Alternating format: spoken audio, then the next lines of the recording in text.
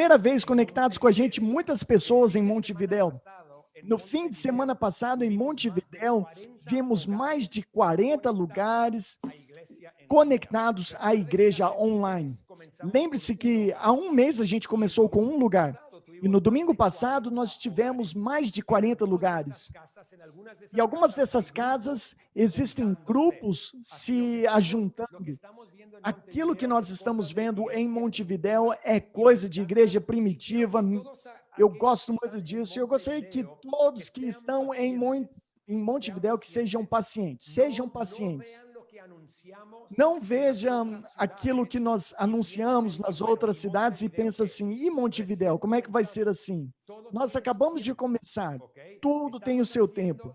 Estamos fazendo aos domingos bem, a igreja online, e logo nós teremos terminado as plataformas de Montevidéu, que é o YouTube, o website, para que tudo seja local, mas no momento, a única coisa que nós vamos fazer são esses grupos e as casas que estão se conectando aos domingos, porque não existe nenhuma outra estrutura. Fica tranquilo, nós vamos fluir dessa maneira por um tempo, nunca plantamos igreja no meio de uma pandemia, isso é questão de tentar, falhar, tentar novamente, ver aquilo que funciona, e isso por agora está funcionando. E o que eu gostaria que vocês em Montevidéu, que 98% daqueles que estão congregando não eram cristãos até um mês, ou eram pessoas que faziam tempo que não iam a uma igreja e estão se conectando agora. Conectem a noites como essa. Aos domingos, escute pela cultura da nossa casa, para que você capte a visão da nossa casa. E passo a passo, em algumas semanas, nós vamos começar com Zooms antes das reuniões ao domingo, onde eu vou interagir com vocês, com a Lúcia, com alguns dos nossos pastores a nível continental também, para ir conhecendo a gente e seguir progredindo, mas no momento são somente as reuniões online, e isso é muito importante. Que vocês saibam, para que vocês não se frustrem quando vocês ouvirem todas as outras coisas que estão acontecendo no nível continental, tá bom? Nós te amamos em Montevidéu e, como eu te disse no começo, com o College Noturno em Monterrey, nós sentimos de não deixar a pandemia roubar ou estagnar o espírito de pioneiros que nós temos. Por isso que nós começamos como nós começamos, e isso é bom demais. Perfeito, eu gostaria de começar rapidamente, porque nós vamos colocar tempo na palavra do Senhor, alguns pensamentos muito sensíveis para nós nessa noite, principalmente, simplesmente como um lembrete. Tudo que eu vou falar a gente já ouviu algumas vezes, mas numa época como essa é importante que a gente se lembre, porque a cultura da nossa igreja a gente continua cultivando, e o espírito da nossa igreja que a gente continua cultivando, o DNA da nossa igreja, aonde nós estamos nas nossas casas, que a gente continua estabelecendo. Eu gostaria que a gente pudesse ir junto para o livro de Mateus, capítulo 26. 26, versículos 69 ao 75. A palavra nos diz, aí em São Paulo, muito obrigado. Vamos, Rafa, você pode pregar em português esta noite comigo. Amém? Mateus 26, Amém. versículo 69. Mateus 26, 69 a 75 diz, Pedro estava sentado no pátio e uma criada, aproximando-se dele, disse, você também estava com Jesus, o Galileu. Mas ele o negou diante de todos, dizendo, não sei o que você está falando. Depois saiu em direção à porta, onde outra criada o viu e disse aos que estavam ali, este homem estava com Jesus, o Nazareno. E ele, jurando, negou outra vez, não conheço esse homem. Pouco tempo depois, os que estavam por ali chegaram a Pedro e disseram, certamente você é um deles. O seu modo de falar o denuncia. Aí ele começou a se amaldiçoar e a jurar: não conheço esse homem. Imediatamente um galo cantou.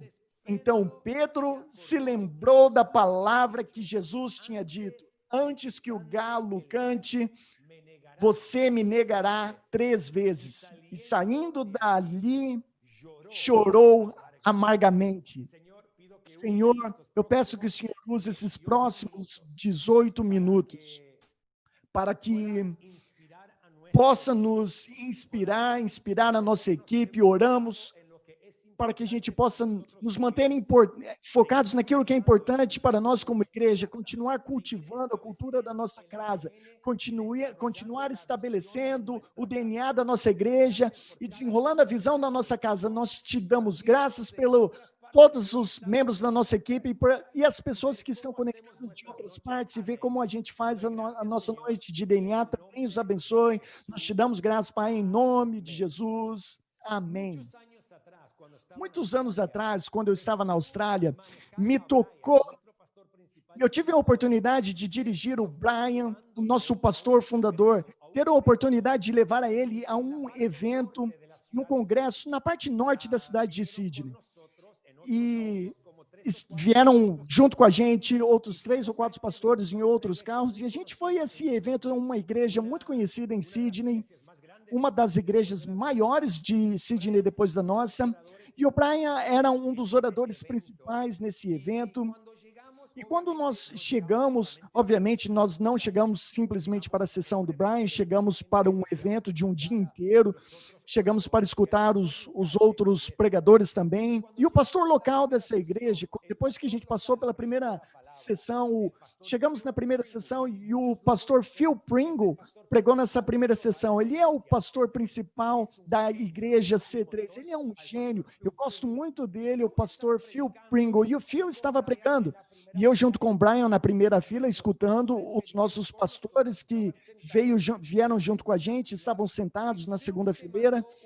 O Phil trouxe uma mensagem brilhante de liderança, falando a respeito da sua vida e o espírito de liderança. E quando terminou a sua sessão, como um descanso, como um pequeno recesso de uns 15 minutos, todos os pastores nossos, junto comigo e com o Brian, a gente chegamos até o Phil e começamos a dizer: Phil, isso é tremendo, que palavra, que poderoso, que incrível, foi fascinante. E o Phil nos disse: vocês, na verdade, são da Hillsong, certo? E a gente olhou um para o outro: como assim, Phil? E o Brian falou assim: por que você diz isso? Porque não existe gente que é mais encorajadora do que vocês. A maneira que vocês estão me encorajando, somente pessoas assim como vocês, que são da Hillsong, que é parte da sua cultura, e isso me impressionou, que ele pôde dizer a respeito de nós: vocês que são da Hillsong, por causa da maneira que nós estávamos encorajando e elogiando, ele dizia que ele podia dizer que aquilo se identificava com a cultura da nossa casa. Isso é fascinante. Isso é impressionante, me impressiona. Por isso que eu comecei falando a respeito dessa história na Bíblia, porque Pedro negou a Jesus, mas escute-me bem, era inegável que ele havia caminhado com Jesus. Ele poderia ter negado Jesus 3 vezes, mas era inegável que ele pertencia ao grupo dos discípulos, porque as pessoas disseram a ele: certamente você é um deles, certamente você conhece este homem, nós percebemos por causa do seu sotaque, por causa da sua maneira de falar. E no versículo 73, a terceira pessoa disse assim: certamente você é um deles. E eu coloquei o título dessa mensagem, que é: você é um deles. Porque eu estou falando a nossa equipe continental. Você é um deles. Somos parte dessa equipe. A maneira de falar denunciou a Pedro. Eu me lembro também, no momento aqui em Buenos Aires, na Argentina, durante o primeiro ano de fazer igreja aqui, fui junto com o Nato, que estava aqui recentemente ao meu lado, e com alguns outros pastores também, outro pastor que se chama Pana, alguns os conhecem ao nível continental, o nome dele é Luiz Guevara. Nós fomos a um evento na zona sul da cidade de Buenos Aires, um evento de liderança, um evento para pastores, e quando nós entramos, praticamente todo mundo olhou para a gente, porque a gente se vestia de uma forma um pouco diferente, mas também, durante a pregação de um pastor muito amigo meu, nós estávamos na segunda fila, falando amém, enquanto ele pregava, falando, encorajando ele enquanto ele pregava, e nós éramos os únicos 3 que estavam respondendo a sua mensagem. E quando terminou essa sessão, um pastor se chegou a mim e disse, era óbvio que essa fileira estavam as pessoas da Hillsong. E eu perguntei por quê? Ele falou assim, por quê? Somente vocês respondem dessa forma. Nesse contexto, não se responde dessa forma. E eu gostei muito que a nossa forma de responder a palavra, que eles chegaram a dizer, a falar assim, chegaram os da Hillsong, porque nós não nos sentamos como espectadores, mas nós fomos para participar. Eu não estava pregando, mas eu gostaria de estar apoiando ao pregador. E são coisas que distinguem a nossa cultura. Isso me impressiona um monte para nós como equipe e como portadores da visão da nossa casa, como portadores da cultura da nossa igreja, que aqueles que estão carregando um compromisso mais alto da nossa igreja, a visão, existem certas atitudes que nos devem distinguir. Quando nós dizemos a nós mesmos, ou que podem dizer a respeito da gente, certamente vocês é um deles, certamente você aí no México, você era um deles. São coisas das quais nós nunca nos graduamos. Eu gostaria de falar a respeito delas, não como um lembrete nessa noite, porque é importante, especialmente em meio a uma época como esta. Para Pedro, era inegável. Ele caminhou com Jesus e para nós tem que ser inegável que nós somos partes da Hillsong. Obviamente, eu estou pregando para o coral da nossa igreja. Obviamente, para todos aqueles que estão nos visitando, talvez você vai mandar a sua mensagem falando que eu estou pregando uma heresia. Obviamente, tem que ser inegável que nós somos discípulos de Jesus, cristãos, tudo isso é óbvio. Nós estamos numa noite de DNA, onde nós falamos a respeito de cultura. Eu gostaria de falar a respeito dessa passagem no nível de DNA, cultura, liderança, e como membro de voluntariado e membro dessa equipe, seria inegável que nós somos membros dessa casa. Porque nós podemos negar muitas coisas, mas nós somos portadores de uma cultura. Podemos negar muita coisa, mas isso não se pode negar, que nós somos portadores dessa cultura. Então, em primeiro lugar, uma dessas atitudes que, para mim, nos ajuda constantemente a cultivar a cultura da nossa casa. E o coração da nossa igreja, número 1, é que sempre estamos alegres. Sempre alegres. Pronto? Mas que profundo, certo? Sim, muito, muito profundo. Sempre alegres. É algo que, para mim, distingue a nossa cultura e o espírito da nossa igreja. Salmo 122, versículo 1, diz assim, alegrei-me quando me disseram, vamos à casa do Senhor. Eu me alegro. Isso é o testemunho de cada pessoa que vem à nossa igreja. Eu me alegro quando eu vou à igreja. Eu me alegro quando eu tenho que me conectar online, porque a nossa igreja, sabe que a nossa igreja é para a gente desfrutar e não para aguentá-la. E algo que distingue a nossa cultura é que nós sempre estamos alegres. Servimos ao Senhor com alegria. Pregamos a partir de um espírito alegre. O servir ao Senhor para nós, como membro dessa equipe continental, não é uma obrigação, mas que a gente serve e entregamos tudo com grande alegria, porque Ele já entregou tudo por nós. A palavra diz que for por alegria no coração que Jesus enfrentou o seu sofrimento antes de ir à cruz e também durante a cruz.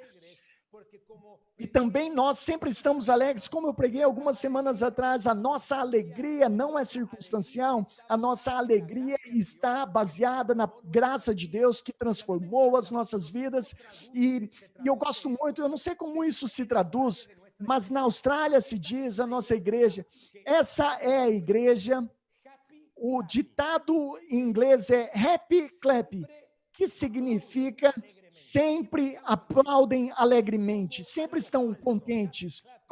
É como se fosse algo falso, mas na verdade não é nada falso. É algo que distingue a nossa cultura, porque nós servimos ao Senhor com alegria.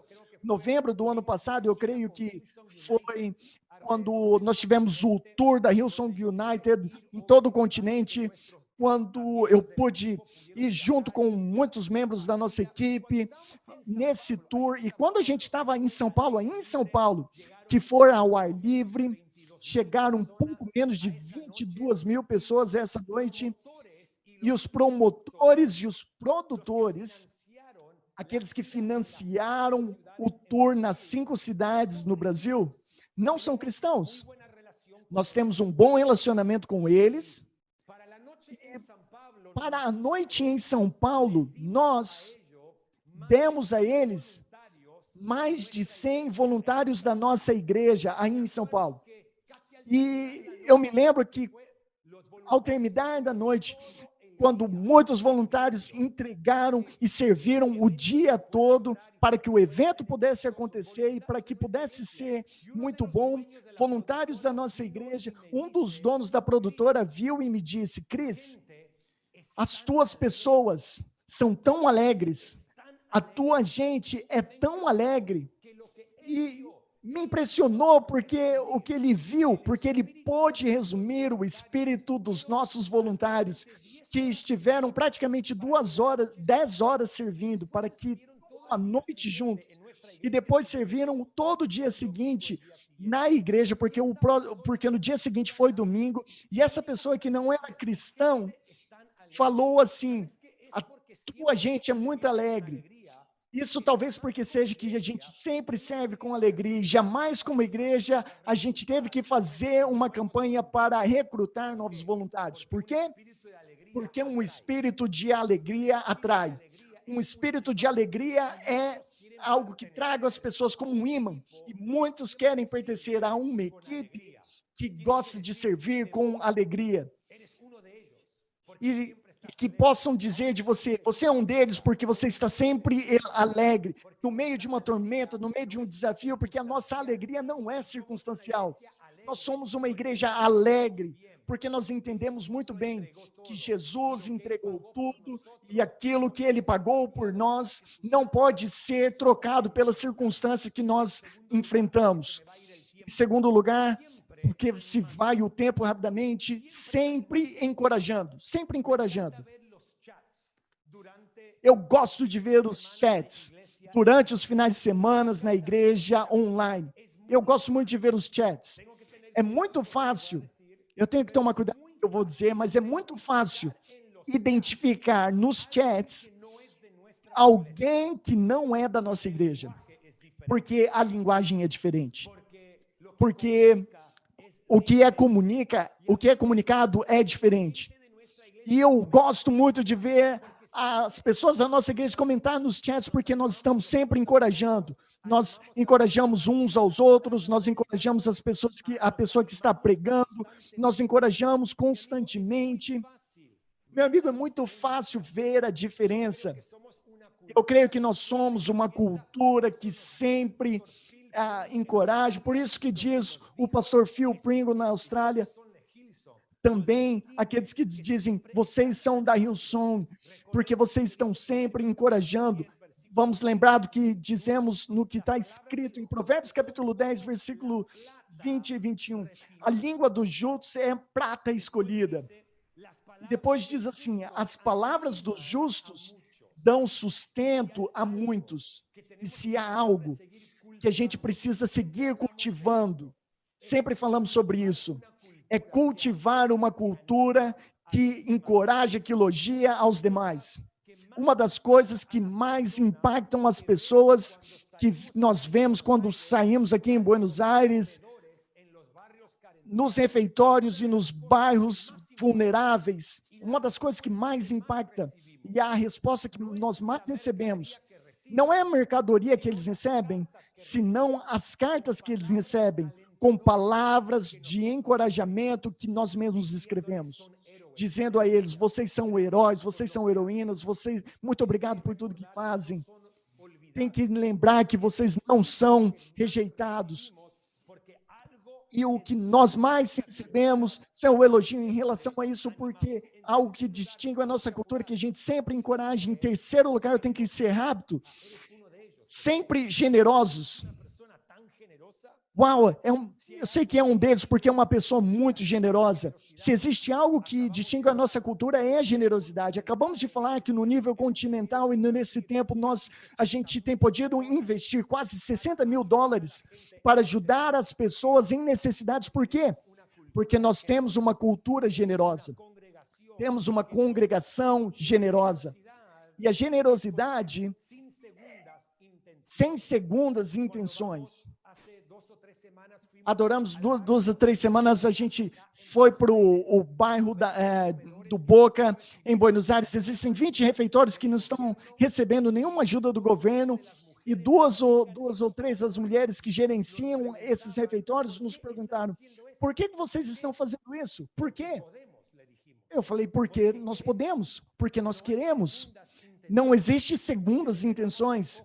E os olhos delas se enchiam de lágrimas, porque nós somos sempre generosos. A generosidade é um estilo de vida, é algo que distingue a cultura da nossa casa. Meus amigos, no final de semana passada, num nível continental, foi um fim de semana recorde no nível de oferta à nossa igreja, nos dízimos e as ofertas que entraram. Num nível continental, no fim de semana passada, foi um domingo recorde desde que nós começamos continentalmente e estamos em meio a uma pandemia. Por quê? Porque sempre somos generosos. Isso é o que distingue a nossa cultura. Vamos, eu estou me encorajando, eu amo a nossa igreja. Eu e a Lucy amamos vocês. Nós somos imperfeitos, somos uma igreja imperfeita, mas isso é o que distingue a nossa cultura. Nós estamos juntos nisso, juntos fazendo a diferença. Número 4, isso me impressiona, sempre otimistas. Sempre otimistas. Por quê? Porque estamos cheios de fé, cheios de esperança e de visão. E é por isso que sempre seremos uma igreja positiva, por uma confissão de fé, uma igreja otimista que avança ao seu futuro. Eu me lembro que as primeiras semanas de fazer igreja online, alguém entrou em um dos chats e começou a criticar, começou a dizer: por que pregam tanto otimismo? Existem pessoas morrendo, pessoas sofrendo, tantas pessoas em necessidade, preguem sobre o sofrimento. E eu falei: perdão, mas essas pessoas, o que necessitam ouvir nesse momento são mensagens de fé. São mensagens que levantam os seus olhos, porque no meio do sofrimento, no meio da dor, no meio da perda, Deus tem um plano e um propósito para cada um de nós. Cremos no Senhor Jesus Cristo, que foi um homem de dores, e ele empatiza com as nossas dores, ele tem compaixão, e como igreja nós sempre seremos otimistas, porque as Escrituras, no meio da opressão, no meio do exílio, Deus sempre teve um plano e um propósito para o seu povo, e sempre nos apontava ao futuro. Jamais seremos uma igreja negativa, jamais seremos uma igreja pessimista, jamais seremos uma igreja que prega de forma negativa e que limita as pessoas. Sempre seremos uma igreja otimista. Isso é o que nos distingue, porque Deus segue tendo um plano e um propósito para a tua vida, para a minha vida e para a nossa igreja num nível continental. Em quinto lugar, sempre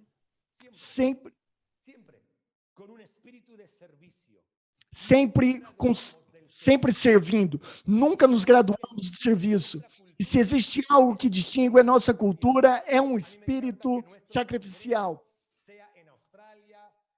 O que eu gosto muito que no nosso congresso, conferência na Austrália, em Londres, ou quando fazemos casa aberta aqui em Buenos Aires, e muitos de vocês de outros campos já viajaram para a casa aberta, a maior